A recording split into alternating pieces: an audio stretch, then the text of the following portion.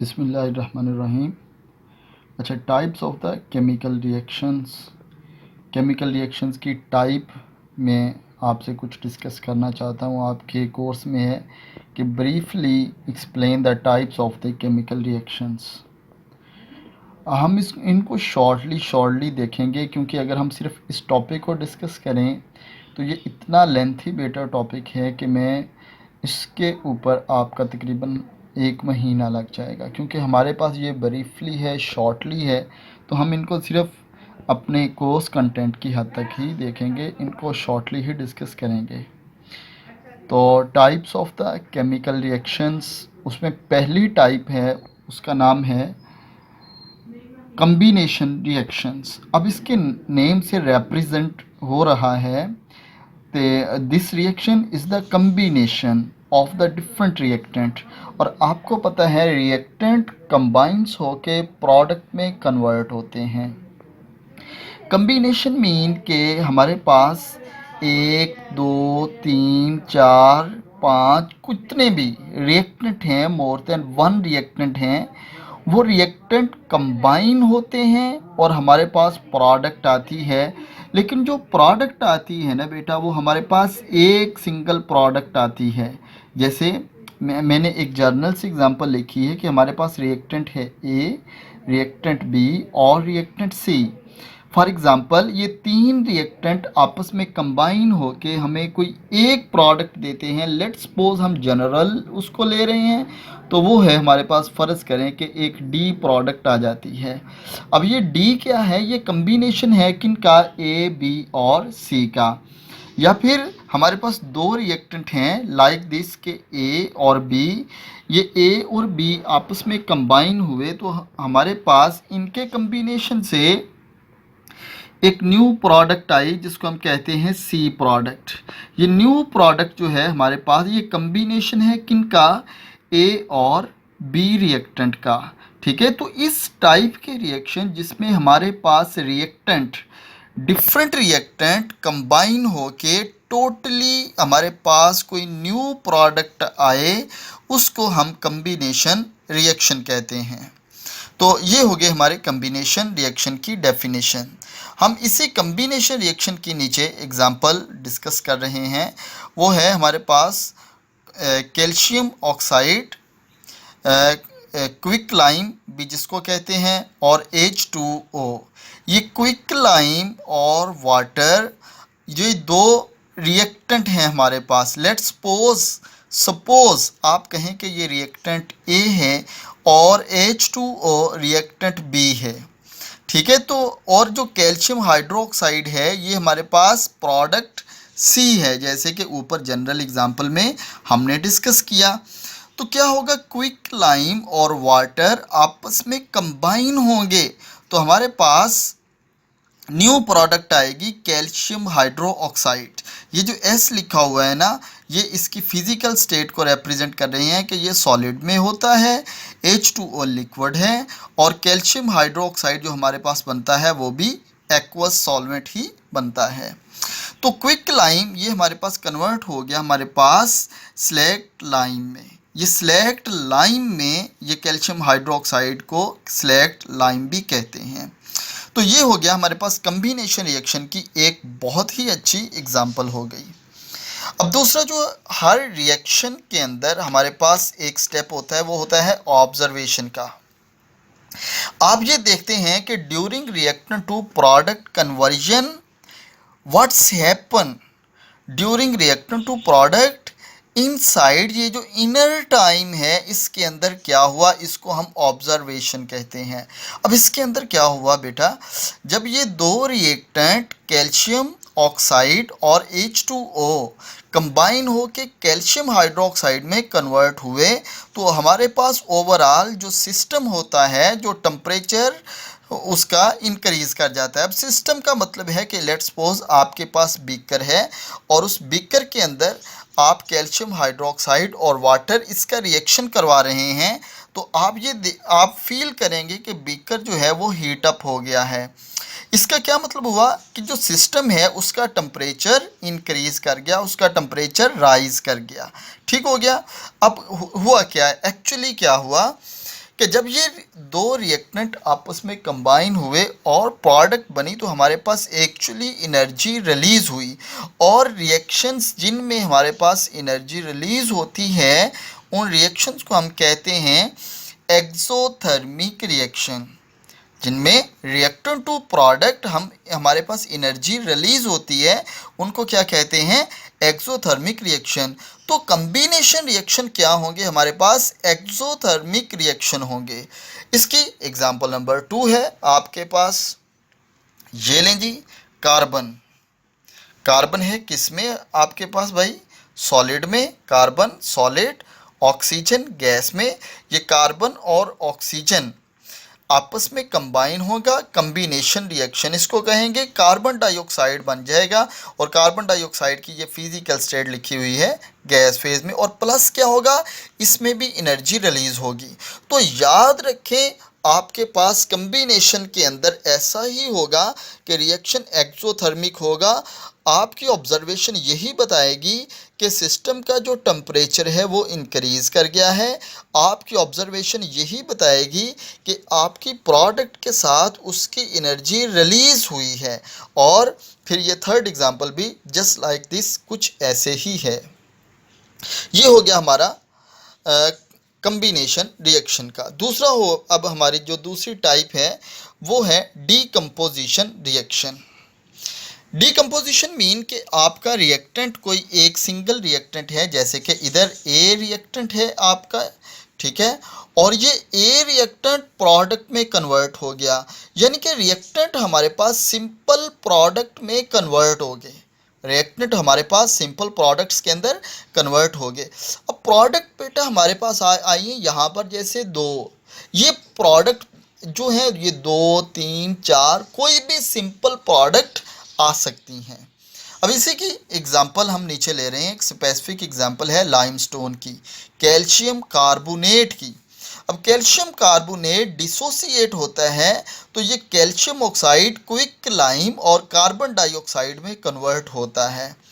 अब लाइमस्टोन को calcium oxide और कार्बन डाइऑक्साइड में कन्वर्ट करने के लिए, यानी कि इस कंपाउंड को ब्रेक डाउन करने के लिए आपको एनर्जी प्रोवाइड करना पड़ती है। तो अब आप सिस्टम को एनर्जी प्रोवाइड कर रहे हैं, जो मैंने एरो के ऊपर इसके हीट भी मेंशन किया हुआ है।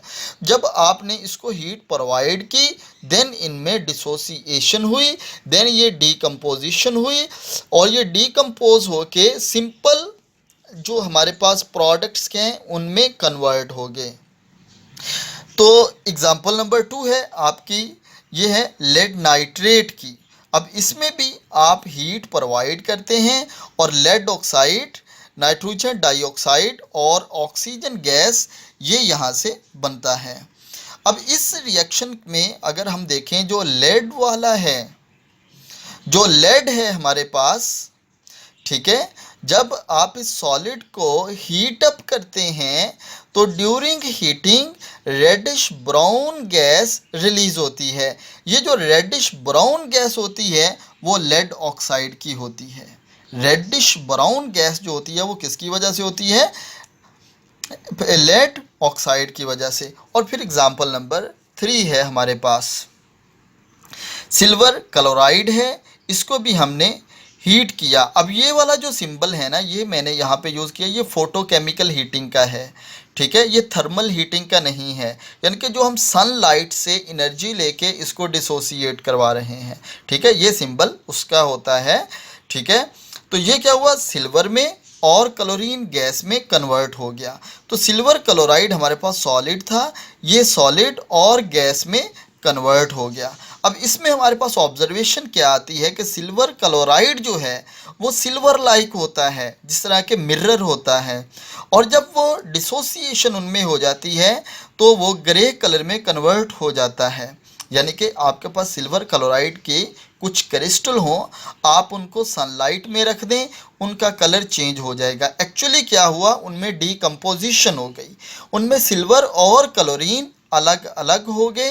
तो ये हो गया हर रिएक्शन के अंदर उसके डिफरेंट कलर, उसके फ्लेम्स की, उसकी फिज़िकल स्टेट के कलर की, ये और या स्मोक की कोई ना कोई उसकी इंडिकेशन लाजमी मिलती है।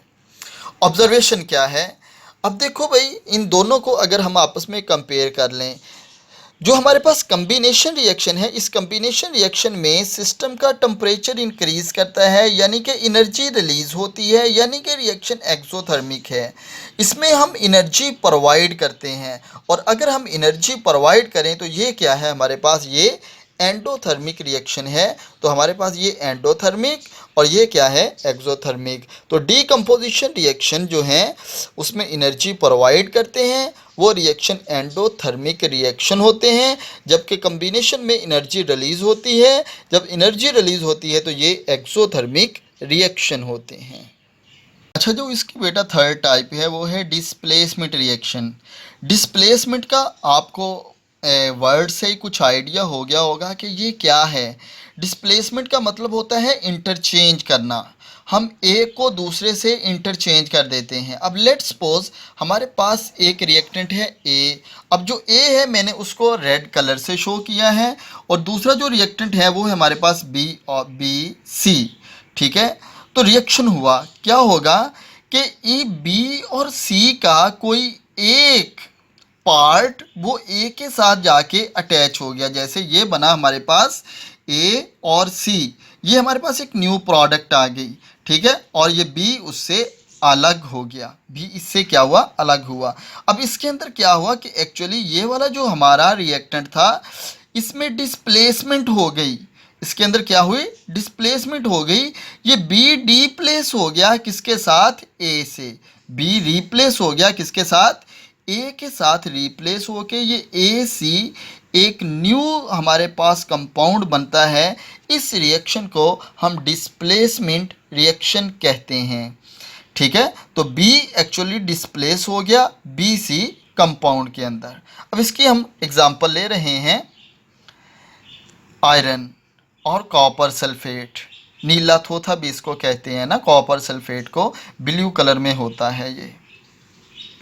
तो ये आपस में इनका रिएक्शन होगा तो क्या होगा, आयरन कॉपर को रिप्लेस कर देगा और ख़ुद कॉपर की जगह के ऊपर फेरस सल्फेट में इसने इसको कन्वर्ट कर दिया और कॉपर इससे अलग हो गया, ठीक है। आयरन ने क्या किया, कॉपर को यहाँ से रिपेल कर दिया, आयरन ने क्या किया, कॉपर को यहाँ से रिपेल कर दिया और FeSO4 बन गया। या एग्जाम्पल नंबर 2 देख लें, जिंक है और कॉपर सल्फेट है, तो जिंक भी कॉपर को रिप्लेस करके जिंक सल्फेट बना देगा। और फिर नीचे लेड है, कॉपर क्लोराइड है, तो ये लेड क्लोराइड में कन्वर्ट हो जाएगा, इससे भी ये कॉपर रिप्लेस हो जाएगा, ठीक है। ये जो एग्जांपल नीचे दी हुई है ना, एक्चुअली ये क्या है, ये हमारे पास होती है रिएक्टिविटी सीरीज, कि यानी कौन किसको रिप्लेस कर सकता है। अगर आपके पास ये FeSO4 है ना, FeSO4 है, तो ये कॉपर इस Fe को, आयरन को निकाल के यहाँ पर कॉपर नहीं आ सकता। सिमिलरली अगर आपके पास जिंक सल्फेट है तो जिंक सल्फेट और कॉपर, ये कॉपर इस जिंक को नहीं रिप्लेस कर सकता। और इसलिए आप देखें ये जो एरो है ना, ये इरिवर्सिबल रिएक्शन के हैं, ये रिवर्सिबल नहीं है कि जो रिएक्टेंट प्रोडक्ट में कन्वर्ट हो गए वो फाइनली हो गए, रिएक्शन बैकवर्ड मूव नहीं करता। ये किस बेस के ऊपर होता है, एक्चुअली ये होता है रिएक्टिविटी सीरीज होती है, रिएक्टिविटी सीरीज होती है डिफरेंट एलिमेंट की, जिसकी रिएक्टिविटी ज़्यादा है वो कम रिएक्टिविटी वाले को वहाँ से रिप्लेस कर देता है। अब कॉपर जो है ना उसकी रिएक्टिविटी कम है as compare to the iron, copper की रिएक्टिविटी कम है as compare to the zinc, copper की रिएक्टिविटी कम है as compare to the lead, और हाइड्रोजन की रिएक्टिविटी कम है as compare to the zinc. So that's why ये वाले एलिमेंट इनको रिप्लेस करके खुद उनकी जगह के ऊपर जाके अटैच हो जाते हैं। ये मैंने सीरीज़ भी बनाई है, रिएक्टिविटी सीरीज़। ये इस सीरीज़ के ऊपर बिल्कुल ये होता है मैक्सिमम रिएक्टिविटी, और इस सीरीज़ से नीचे जो है ये है मिनिमम रिएक्टिविटी। और मैक्सिमम स्टार्ट कहाँ से होती है, पोटाशियम की रिएक्टिविटी सबसे ज़्यादा होती है, और उसके बाद सोडियम की। अब अगर कहीं पर ये है, मसलन फॉर एग्ज़ाम्पल आपके पास हो Na2CO3, Na2 फॉर एग्जांपल आपके पास है Na2CO3 सोडियम कार्बोनेट और आपके पास ये हो पोटाशियम। भाई पोटाशियम जो है वो K2CO3 इसमें इसको ईजिली कन्वर्ट कर देगा, ये इसको इसमें कन्वर्ट कर देगा। लेकिन अगर आपके पास है K2CO3 और आपके पास है सोडियम, तो सोडियम इसको रिप्लेस नहीं करेगा। क्यों? क्योंकि सोडियम की रिएक्टिविटी पोटाशियम से कम होती है। रिएक्टिविटी सीरीज कहाँ से आती है, कैसे निकलती है, ये एक अलग टॉपिक है, लेकिन मैं आपसे जस्ट यहाँ पर ये सीरीज शेयर कर रहा हूँ कि सबसे ज़्यादा पोटाशियम की, उसके बाद सोडियम की, फिर calcium, magnesium, aluminium, zinc, iron, lead और फिर हाइड्रोजन, और इसमें फिर है कॉपर। अब देखो भाई कॉपर की रिएक्टिविटी हाइड्रोजन से भी कम है, तो हाइड्रोजन जो है वो कॉपर को यहाँ से निकाल देगा, हाइड्रोजन भी कॉपर को निकाल सकता है। फिर जिंक की रिएक्टिविटी ज़्यादा है, आयरन की रिएक्टिविटी ज़्यादा है, तो ये जिनकी रिएक्टिविटी ज़्यादा है ना वो इनको यहाँ से निकाल सकते हैं, वो इनको यहाँ से निकाल सकते हैं। सिमिलरली अगर आपके पास हो AgNO3 तो Ag को रिप्लेस कर सकते हैं Hg। क्यों? क्योंकि Hg की रिएक्टिविटी ज़्यादा है as compare to the Ag, और सबसे कम होती है ये है आपके पास Hg, Ag और ये Au गोल्ड, ये मरकरी, ये सिल्वर, ये गोल्ड, और ये है उसके बाद प्लेटिनियम। प्लेटिनियम की रिएक्टिविटी सबसे कम है इन मेटल्स में। तो ये रिएक्टिविटी सीरीज की बेस के ऊपर ये डिस्प्लेसमेंट रिएक्शन ये डिस्कस किए जाते हैं। अब नेक्स्ट है जी fourth one, double displacement reaction. पहले हमारे पास क्या था, सिंगल डिस्प्लेसमेंट रिएक्शन। अब ये क्या है वही, लेकिन पहले ये था कि किसी एक रिएक्टेंट का कोई एक पार्ट रिप्लेस हो जाता था। जस्ट यहाँ पर यह है कि दोनों रिएक्टेंट आपस में एक दूसरे के पार्ट को इंटरचेंज कर लेते हैं। ये एग्जांपल आपके सामने है, AB + CD कन्वर्ट हुआ AC और BD के अंदर। ठीक है, हो गया ना। उसके और इसमें डिफरेंस देख लें, वीडियो पॉज करके डिफरेंस देख लें कि डिफरेंस इन दोनों के अंदर है। ठीक हो गया ना। अब इसके एग्जांपल देखें भाई, सोडियम सल्फेट Na2SO4 प्लस क्या है, बेरियम क्लोराइड, ये AQ एक्वस को रिप्रेजेंट करता है। ठीक है, इनको आपस में रिएक्शन करवाया, क्या हुआ, बेरियम के साथ सल्फेट आ गया, ठीक है, और सोडियम के साथ क्या हुआ, क्लोरीन चला गया। सोडियम के साथ क्या हुआ, क्लोरीन चला गया। तो ये डबल डिस्प्लेसमेंट रिएक्शन है।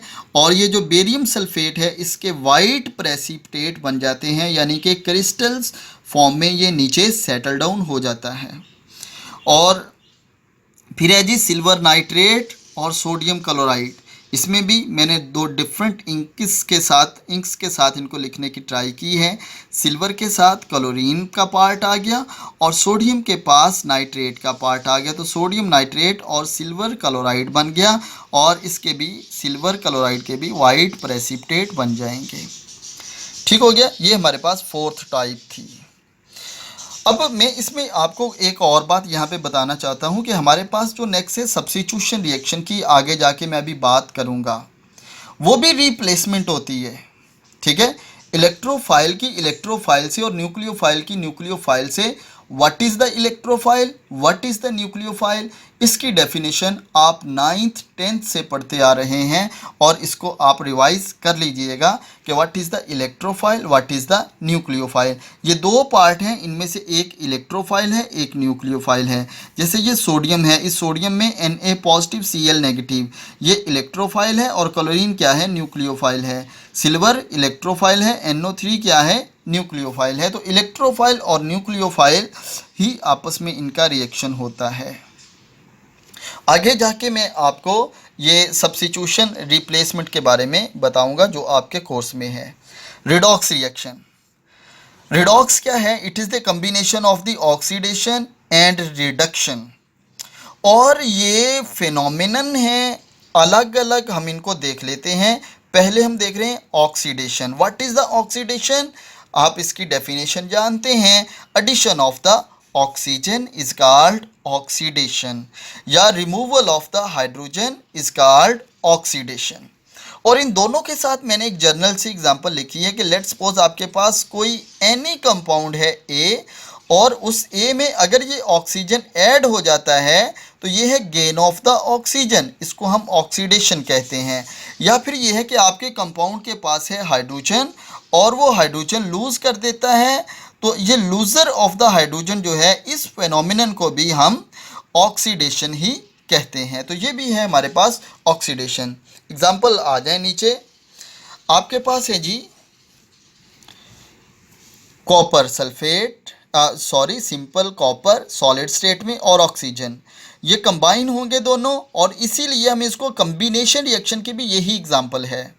तो ये कॉपर ऑक्साइड बन गया, और आपको इसका रिएक्शन इंडिकेशन मिलेगी, ऑब्जर्वेशन मिलेगी। कॉपर के जब ऑक्सीडेशन होगी तो उस कॉपर की मेटल के ऊपर ब्लैक कलर की कोटिंग हो जाएगी।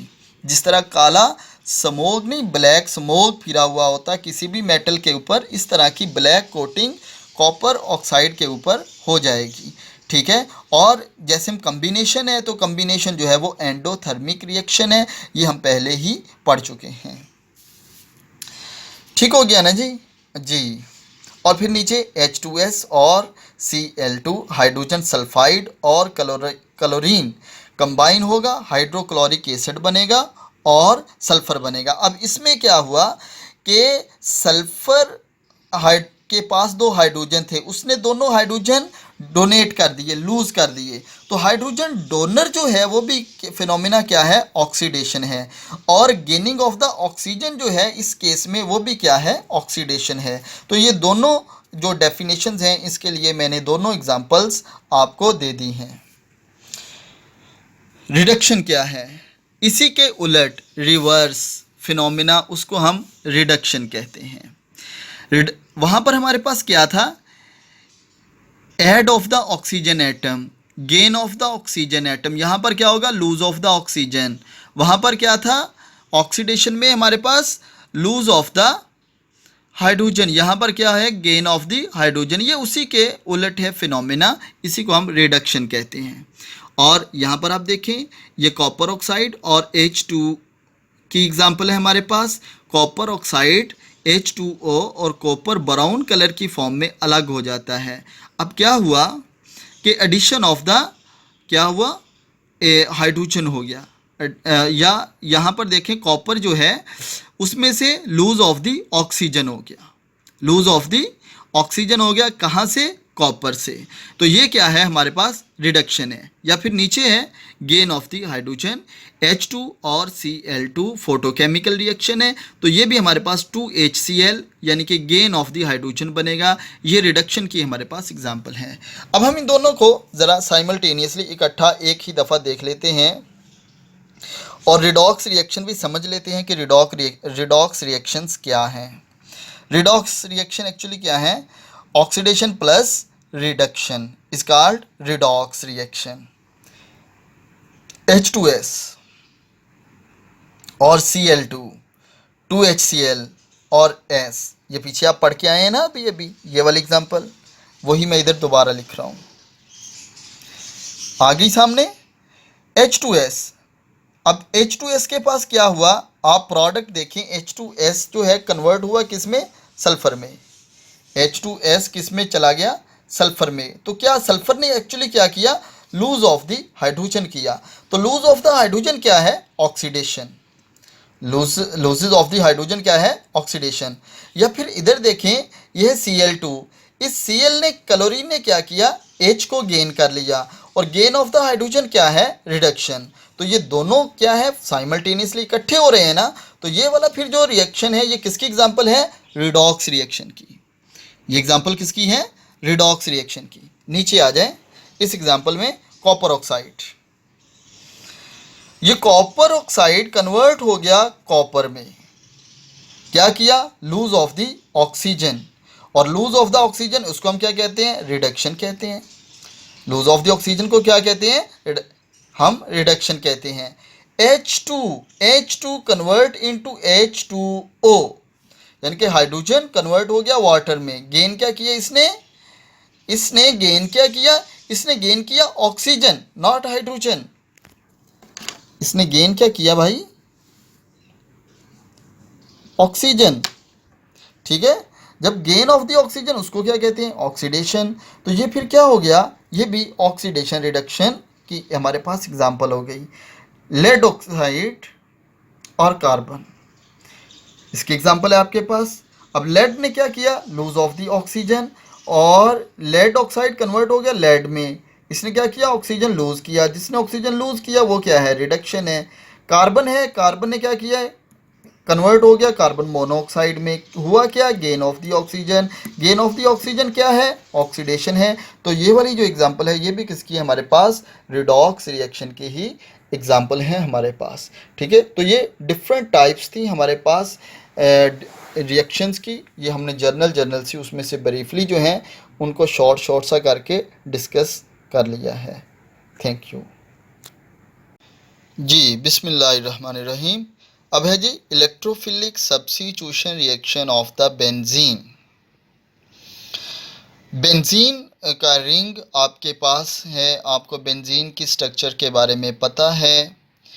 और इसमें क्या होता है, जस्ट कि आप एक बात याद रखिएगा कि हाइड्रोजन जो है बेंजीन का रिंग के ऊपर वो किसी भी और इलेक्ट्रोफाइल से रिप्लेस हो जाएगा। अब ये जो हाइड्रोजन निकलेगा, जाहिर बात है ये भी प्रोटॉन की फॉर्म में निकलेगा ना, जो रिंग के ऊपर है। तो इलेक्ट्रोफाइल की इलेक्ट्रॉन की फॉर्म में, प्रोटॉन की फॉर्म में निकलेगा ना। तो यानी कि इसके ऊपर भी H पॉजिटिव चार्ज होगा, तो ये भी इलेक्ट्रोफाइल भी है। तो इलेक्ट्रोफाइल रिप्लेस हो जाएगा इलेक्ट्रोफाइल से। जनरल मैकेनिज्म हम इसका पहले देखते हैं, उसके बाद हम फिर इसके स्पेसिफिक जो एग्जाम्पल हैं उनकी तरफ जाएंगे। डिटेल से मैं आपको ये एक एग्जाम्पल इसकी लाजमी करवाऊंगा। 3 स्टेप्स होते हैं जी इसके, मैकेनिज्म पे आ रहे हैं जी हम। जनरल मैकेनिज्म का मतलब होता है पाथवे कि reactant to product what's happen during this time. ठीक है, इसके अंदर 3 स्टेप्स होते हैं जी इलेक्ट्रोफिलिक सब्स्टिट्यूशन रिएक्शन में। पहला स्टेप होता है फॉर्मेशन ऑफ द इलेक्ट्रोफाइल। ठीक है, और इसकी फॉर्मेशन कैसे होती है, जैसे मैंने आपको कहा था ना कि Na और Cl है, एक इलेक्ट्रोफाइल पार्ट दूसरा न्यूक्लियोफाइल पार्ट। तो एक इलेक्ट्रोफाइल पार्ट दूसरा न्यूक्लियोफाइल पार्ट होता है। फिर इसमें होता है कैटलिस्ट। कैटलिस्ट का काम क्या होता है, इलेक्ट्रोफाइल को जनरेट करना। ये कैटलिस्ट क्या होता है, इलेक्ट्रोफाइल को जनरेट करता है। और कैटलिस्ट का काम क्या होता है, ये जस्ट रिएक्शन को स्पीड अप करता है और at the end of the reaction ये अगेन रिकवर हो जाता है। समझ आ गया ना बात। ठीक है, तो ये है हमारा फर्स्ट स्टेप। दूसरा step, electrophile attack on the aromatic ring and form the carbocation, और इसी को हम सिग्मा कॉम्प्लेक्स भी कहते हैं, और विच आर जिसको हम इंटरमीडिएट कहते हैं, और ये स्टेबल भी होता है। ये सारी जो स्टेप 2 है ना, मैंने ये नीचे परफॉर्म किया हुआ है, हम इसके ऊपर ज़रा फोकस कर लेते हैं। इलेक्ट्रोफाइल XYZ कुछ भी था, जनरेट हो गया। याद रखिएगा बेंजीन का रिंग वाहिद एक ऐसा कंपाउंड है जिसमें अनसैचुरेशन है और वो न्यूक्लियोफाइल भी है। इतना ज़्यादा स्टेबल है। वो क्यों, रेजोनेंस की वजह से। वो क्यों, रेजोनेंस की वजह से। इसके अलावा जिस किसी में भी अनसैचुरेशन है ना, वो आपको एडिशन रिएक्शन देगा, वो एज एन इलेक्ट्रोफाइल बिहेव करेगा। ठीक है, व्हाट्सोएवर क्या होगा यहाँ पर देखें, इलेक्ट्रोफाइल जनरेट हो गया। ये है हमारे पास न्यूक्लियोफाइल। न्यूक्लियोफाइल ने अटैक किया इलेक्ट्रोफाइल के ऊपर, यानी कि ये जो इसके दरमियान एक पाई बॉन्ड है, ये बॉन्ड इधर से टूट गया, ये बॉन्ड इधर से टूटा और इलेक्ट्रोफाइल के ऊपर इलेक्ट्रॉन डेंसिटी शिफ्ट हो गई। क्या हुआ, ये जो रिंग वाला कार्बन है इसके साथ पहले पाई बॉन्ड बना हुआ था ना, वो जो इसके साथ पाई बॉन्ड बना हुआ था वो पाई बॉन्ड यहाँ पर फिनिश हो गया। पाई बॉन्ड यहाँ पर देखो भाई फिनिश हो गया इधर इसमें, ठीक है। जब इधर से पाई बॉन्ड गायब हुआ तो इस कार्बन के ऊपर क्या आ गया, पॉजिटिव चार्ज, क्योंकि इसके ऊपर इलेक्ट्रॉन डेंसिटी की क्या हुई, डेफिशिएंसी हो गई। अब कार्बन के जो बेंजीन के 6 कार्बन हैं, हर कार्बन के ऊपर एक हाइड्रोजन है, ठीक है, एक हाइड्रोजन होता है। और ये हाइड्रोजन मैंने ज़रा ऊपर खोल के लिख दिया है। बाकी भी ये जितने कार्बन हैं सबके साथ एक एक हाइड्रोजन अटैच है, इसके साथ भी एक हाइड्रोजन एग्जिस्ट करता है। कहाँ कैसे, आप इसके लिए स्ट्रक्चर ऑफ द बेंजीन को देख सकते हैं। ओके, ये जो मैंने पहली बात लिखी थी इधर, electrophile attack on the aromatic ring and form the carbocation, ये जी कार्बोकेटाइन बन गया, कार्बोकेटाइन बन गया, इलेक्ट्रोफाइल के ऊपर अटैक हो गया, कार्बोकेटाइन बन गया। इसको सिग्मा कम्प्लेक्स भी कहते हैं, इसको इंटरमीडिएट भी कहते हैं, और ये स्टेबल भी होता है, ठीक है। इंटरमीडिएट उसे कहते हैं जो रिएक्टर टू प्रोडक्ट। अब कार्बोकेटाइन इसको क्यों कहा, क्योंकि कार्बन के ऊपर पॉजिटिव चार्ज आ गया। जब कार्बन के ऊपर पॉजिटिव चार्ज आ जाए तो उसको कार्बोकेटाइन कहते हैं, ठीक है जी। अब इधर आ जाए, ये स्टेबल क्यों है, इसका आंसर ये आपके पास है। ये क्या है भला, रेजोनेंस। ये क्या है, रेजोनेंस। प्रीवियस लेक्चर से हम रेजोनेंस को स्टडी कर रहे हैं ना, और रेजोनेंस क्या देगी, इसको स्टेबिलिटी देगी। रेजोनेंस क्या देगी, स्टेबिलिटी देगी। तो ये जो इंटरमीडिएट बना, ये जो कार्बोकेटाइन बना, ये क्या हुआ, स्टेबल हुआ इस रेजोनेंस की वजह से। ये जो रेजोनेटिंग स्ट्रक्चर है इसको स्टेबलाइज करते हैं। थर्ड स्टेप में क्या होगा, इसको बड़े गौर से ध्यान से समझ लें। इसके बाद जितनी एग्जाम्पल हैं सारी इसी पैटर्न के ऊपर फिट आएंगी। स्टेप 3 क्या है, loss of the proton from the ring. अब प्रोटॉन क्या है, देखो भाई H पॉजिटिव है ना, ये भी क्या है, H पॉजिटिव है। अब ये क्या है, ये निकल रहा है रिंग से, तो H पॉजिटिव और E positive, electrophile electrophile, replacement किसकी है, इलेक्ट्रोफाइल की विथ इलेक्ट्रोफाइल, इलेक्ट्रोफाइल की रिप्लेसमेंट विथ इलेक्ट्रोफाइल। तो ये क्या है, हमारे पास सब्स्टिट्यूशन है, रिप्लेसमेंट है, ठीक है। इसीलिए हम इसको इलेक्ट्रोफिलिक सब्स्टिट्यूशन रिएक्शन भी कहते हैं, यानी कि इलेक्ट्रोफाइल की रिप्लेसमेंट विद एन इलेक्ट्रोफाइल। ये रिप्लेसमेंट हुई। अब क्या हुआ जी, यहाँ से कार्बन के ऊपर पॉजिटिव चार्ज था, ये प्रोटॉन इधर से निकलेगा। जब ये निकलेगा तो ये सिग्मा बॉन्ड पाई में कन्वर्ट होगा, ये लें, ये सिग्मा बॉन्ड कन्वर्ट हुआ किस में, पाई में, और ये H पॉजिटिव की फॉर्म में यहाँ से निकल गया, ये E पॉजिटिव की फॉर्म में इंट्रोड्यूस हो गया, इलेक्ट्रोफाइल की इलेक्ट्रोफाइल से रिप्लेसमेंट हो गई, यस हो गई, ठीक है। तो ये हमारे पास ये जनरल मैकेनिज्म रहेगा हमारे पास, ठीक है। अब हम एक एग्जांपल करना चाहते हैं, जैसे ये है ब्रोमिनेशन हम करना चाहते हैं, ठीक है। हैलोजिनेशन की एक एग्जांपल है ब्रोमिनेशन, और अगर हम क्लोरीन को इंट्रोड्यूस करवाना चाहते हैं तो वो होगी क्लोरीनेशन। तो हम इसको इंट्रोड्यूस करवाना चाहते हैं विदाउट कैटलिस्ट। भाई ये पॉसिबल नहीं है कि इसके ऊपर आप हैलोजन किसी को भी इंट्रोड्यूस करवाएं, ये जनरल रिएक्शन, और मैं इसका मैकेनिज्म पे बाद में आता हूँ, लेकिन मैं इसको थोड़ा सा पहले एक्सप्लेन करना चाहता हूँ। ये लें जी, बेंजीन का रिंग क्या है, न्यूक्लियोफाइल है। Br2, ब्रोमीन, हैलोजन सारे ही इलेक्ट्रोनेगेटिव इन नेचर होते हैं। न्यूक्लियोफाइल, ये भी क्या है, न्यूक्लियोफाइल, यानी कि कुछ ऐसे अगर हम देखें कि ये रिंग और ये क्या है, ब्रोमीन, न्यूक्लियोफाइल, ये भी क्या है, न्यूक्लियोफाइल। तो क्या होगा, न्यूक्लियोफाइल और न्यूक्लियोफाइल का नो रिएक्शन, रिएक्शन नहीं होगा। रिएक्शन कब होगा, जब एक न्यूक्लियोफाइल होगा, एक इलेक्ट्रोफाइल होगा। कैटलिस्ट क्या काम करेगा, वो इस न्यूक्लियोफाइल को इलेक्ट्रोफाइल में कन्वर्ट करेगा। कैटलिस्ट क्या करेगा, इस न्यूक्लियोफाइल को इलेक्ट्रोफाइल में कन्वर्ट करेगा। कैसे करेगा, मैकेनिज्म आ गया हमारे पास। फर्स्ट स्टेप क्या था, formation of the electrophile. Bromine, electronic configuration आप देख लें ब्रोमीन की, यही बनती है ना, और इनके दरमियान एक कोवलेंट बॉन्ड होता है। अब 3 हर हैलोजन के ऊपर लोन पेयर होते हैं। ये एक लोन पेयर गया किधर, आयरन की तरफ। अब आयरन क्या है, इलेक्ट्रॉन डेफिशिएंस है, और इसकी मैं आपको बेटा बड़े डिटेल के साथ पहले सेमेस्टर में पढ़ा चुका हूँ कि ये कैसे इसमें शिफ्ट हुआ। देखो ये है आयरन 26, ये बन गया 1s2, 2s2, 2p6, 3s2 और 3p6, 4s2 एंड 3d कितना हो गया 6। ये कितने इलेक्ट्रॉन हो गए 10, 12 और 6 18 और 2 20 और 6 26। अब ये क्या है, आयरन इलेक्ट्रॉन डेफिशिएंट है। वो क्यों? क्योंकि डी में 6 इलेक्ट्रॉन है और डी में मैक्सिमम कितने आ सकते हैं 10। तो ये इस वजह से आयरन डेफिशिएंट है। इसके पास वेकेंट ऑर्बिटल है, इसके पास क्या है वेकेंट ऑर्बिटल है। सो दैट्स वाई ये जो लोन पेयर हैं ये आयरन की तरफ मूव किए, यानी कि कोऑर्डिनेट कोवलेंट बॉन्ड बन गया ब्रोमीन और इस आयरन के दरमियान। अब आयरन के ऊपर इलेक्ट्रॉन डेंसिटी एड अप हुई तो आयरन के ऊपर क्या हुआ, नेगेटिव चार्ज आ गया।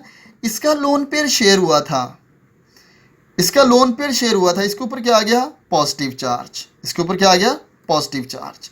अब एक बात और यहाँ से आप ज़रा ध्यान से सुन लें कि ये जो है ना आपका ब्रोमीन ये वाला, ये कभी भी बेटा Br पॉजिटिव की फॉर्म में नहीं अलग होगा। कि आप इसको अलग से कर देना कि आप कहें कि यहाँ से ये बॉन्ड टूट गया, यानी कि ये बॉन्ड इधर आ गया, ये Br ये इलेक्ट्रोफाइल बन गया, ये इलेक्ट्रोफाइल बन गया। भाई ये इस फॉर्म में एग्जिस्ट नहीं करता क्योंकि ये इलेक्ट्रोनेगेटिव एटम है और इसके ऊपर पॉजिटिव चार्ज है। ये इंडिपेंडेंटली स्टेबल नहीं है, ये इंडिपेंडेंटली स्टेबल नहीं है। ये स्टेबल क्यों है, ये for instant for some moment stable है। वो भी क्यों, क्योंकि इनके एडजेसेंट पोजीशन के ऊपर क्या है अपोजिट चार्जेस है और अपोजिट चार्जेस एक्चुअली इसको स्टेबल करते हैं। तो ये एक्चुअली इंडिपेंडेंटली इस फॉर्म में कभी भी अलग नहीं होगा, ये इसके साथ बांधा हुआ ही रहेगा। अब ये हमारे पास बांधा हुआ ही है। अब हुआ क्या, नेक्स्ट दूसरा स्टेप आ गया जी, इलेक्ट्रोफाइल जनरेट हो चुका हमारा। ये न्यूक्लियोफाइल है रिंग हमारा, इस न्यूक्लियोफाइल ने अटैक किया इस ब्रोमीन के ऊपर, इसके दरमियान ये जो बॉन्ड है टूटा। जब ये बॉन्ड टूटा दोनों इलेक्ट्रॉन ब्रोमीन के ऊपर शिफ्ट हो गए, यानी कि इस ब्रोमीन को दोबारा इसका लोन पेयर मिल गया, इसको वापस मिल गया। पॉजिटिव चार्ज इसका ख़त्म हो गया, इसका पॉजिटिव चार्ज ख़त्म हो गया, इस ब्रोमीन का पॉजिटिव चार्ज ख़त्म हो गया, ठीक है। और यहाँ पर क्या आ गया पॉजिटिव चार्ज, कार्बोकेटाइन बन गया, इंटरमीडिएट बन गया। और ये इंटरमीडिएट क्या है स्टेबल है, क्यों, रेजोनेंस की वजह से। ये इंटरमीडिएट क्यों स्टेबल है, रेजोनेंस की वजह से। और फिर क्या होगा at the end, third step, H positive ion निकलेगा FeBr3, यहाँ से ये Br नेगेटिव की फॉर्म में निकला। H पॉजिटिव को ये नेगेटिव चार्ज आ जाएगा इसके ऊपर। आयरन को जब इसने इलेक्ट्रॉन डेंसिटी वापस ब्रोमीन को दी, ये Br नेगेटिव हो गया और आयरन के ऊपर नेगेटिव चार्ज ख़त्म हो गया। जब इसके ऊपर नेगेटिव चार्ज आया तो इस नेगेटिव चार्ज ने इस प्रोटॉन को पकड़ना है, इसके ऊपर क्या आ जाएगा H पॉजिटिव, इधर वापस ये वाला सिग्मा बॉन्ड पाई में कन्वर्ट हो जाएगा और ये Br रिंग के ऊपर इंट्रोड्यूस हो गया, Br रिंग के ऊपर इंट्रोड्यूस हो गया। ये इसका एक कंप्लीट मैकेनिज़्म है, इसको ज़रा बिल्कुल ध्यान से बड़ी तसल्ली से समझ लेना क्योंकि नेक्स्ट मैं आपको बहुत सी एग्जांपल देने वाला हूँ जो आप खुद भी कर सकते हैं और सारी इसी पैटर्न के ऊपर हैं, उनमें कोई भी डिफरेंस नहीं है। Just formation of the electrophile different है और फॉर्मेशन ऑफ द इलेक्ट्रोफाइल के लिए नेक्स्ट वीडियो में मैं अभी आपको उसके हिंट्स भी दे देता हूँ जी। नेक्स्ट है जी, हम पढ़ रहे हैं अभी नाइट्रेशन होगी, यानी कि बेंजीन रिंग के ऊपर NO2 ग्रुप इंट्रोड्यूस हो जाए। और ये एम यूनिस की जो बुक है वहाँ पर भी इसकी एग्जांपल दी हुई है, BS भाल की बुक है वहाँ पर भी आपको इसकी एग्जांपल मिल जाएगी। वैसे भी आप कहीं से भी ढूंढ लेंगे नाइट्रेशन या ऑफ द बेंजीन या नाइट्रोबेंजीन की फॉर्मेशन तो आपको ये ईजिली मिल जाएगी। HNO3 in acidic medium NO2 electrophile produce करेगा। मैकेनिज़्म क्या होगा आपके सामने है, ये लोन पेयर ऑक्सीजन के ऊपर प्रोटॉन को एक्सेप्ट करेंगे, HSO4 नेगेटिव बन जाएगा और इसके स्ट्रक्चर को मैंने खोल के लिखा हुआ है। इसने जब पकड़ा इस ऑक्सीजन के ऊपर पॉजिटिव चार्ज आ गया, ये नेगेटिव चार्ज इधर को मूव किया और ये H2O यहाँ से निकल गया। ये लें जी, ये H2O निकल गया, ये NO2 बन गया, ये HSO4 नेगेटिव है आपके पास और ये क्या है आपका इलेक्ट्रोफाइल है।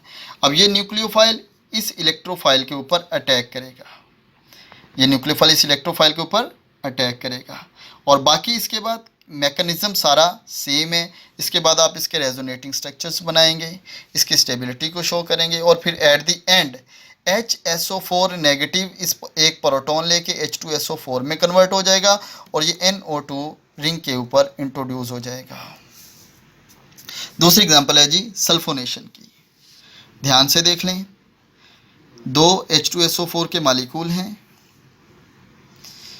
और क्या प्रोडक्ट बनी, HSO4 नेगेटिव H2O और SO3। और SO3 क्या हमारा इलेक्ट्रोफाइल। क्या मैकेनिज्म है, आए देखें, चेक करो।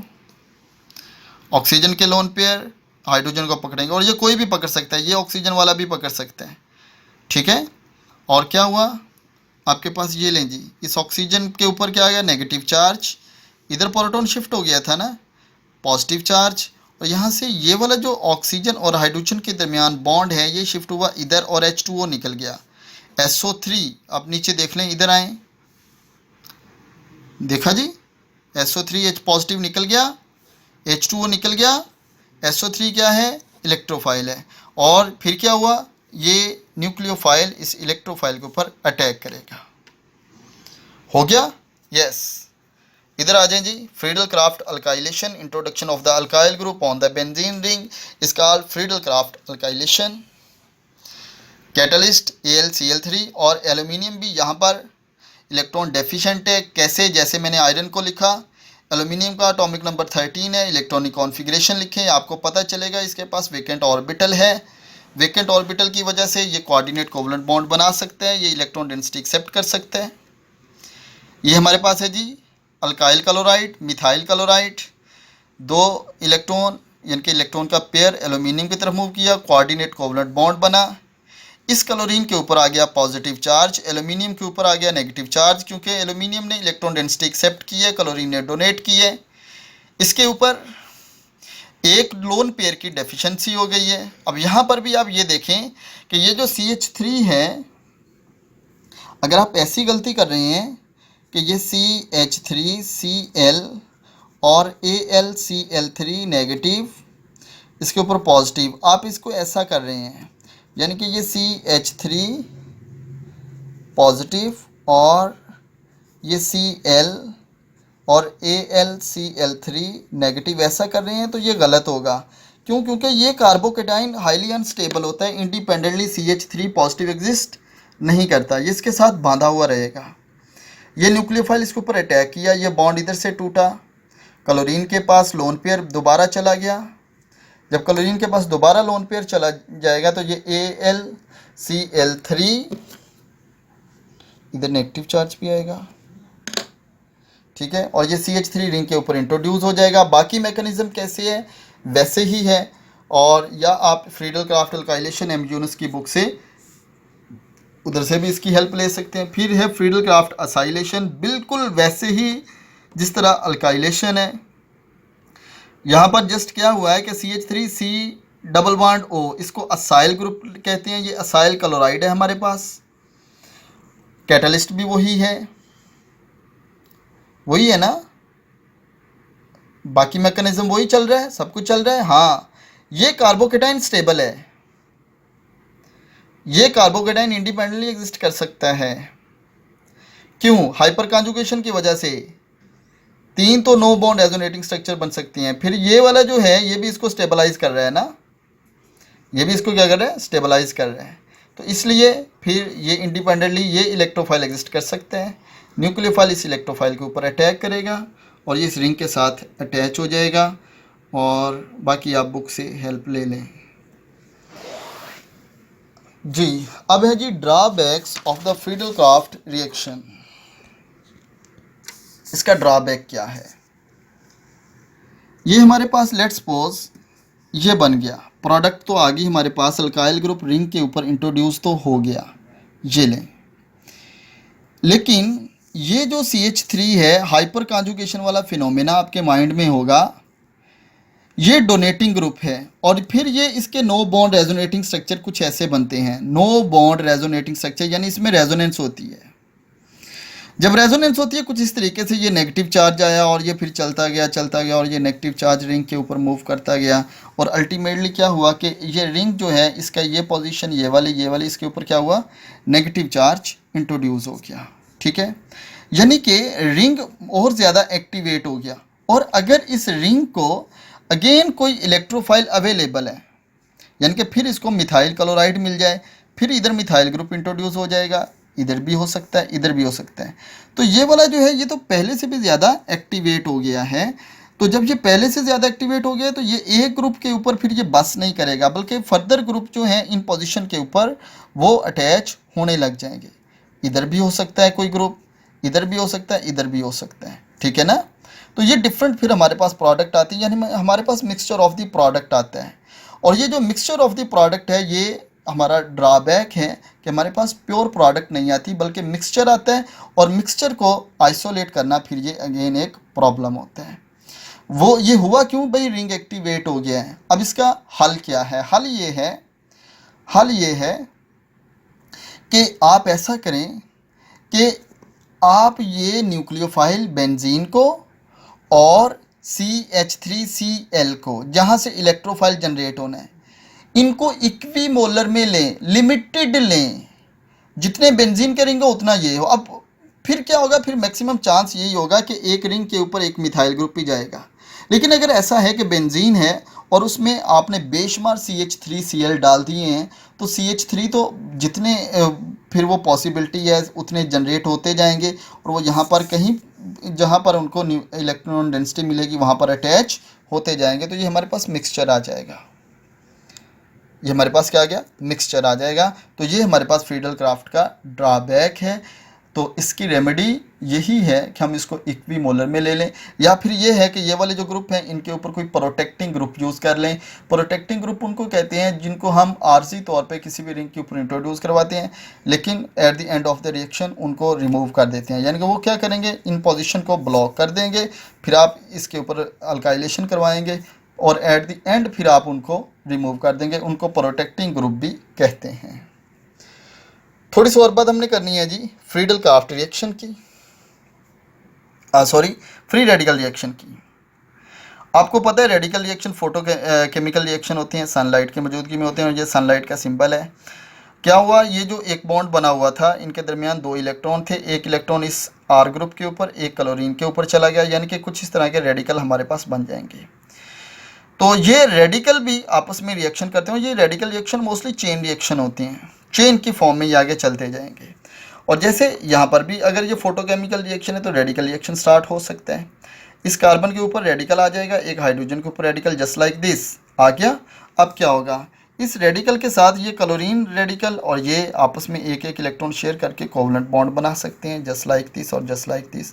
तो ये रेडिकल रिएक्शन भी इनमें पॉसिबल है। और रेडिकल रिएक्शन के लिए फोटोसिंथेसिस रिएक्शंस होते हैं, फोटोकेमिकल रिएक्शन इसके लिए होते हैं। ये था जस्ट हमारा ब्रीफ सा था, शॉर्ट सा था और कम्प्रीहेंसिव था कि types of the chemical reactions के बारे में। और एडिशन रिएक्शन आप लोग जानते हैं क्या होते हैं। इसके अलावा एडिशन ऑफ द कोई मालिक्यूल किसी भी मालिक्यूल में टोटल ऐड अप हो जाए उसको हम एडिशन रिएक्शन कहते हैं। ठीक है, तो ये आप पढ़ लीजिएगा। ओके जी, अल्लाह हाफ़िज़, अस्सलाम वालेकुम।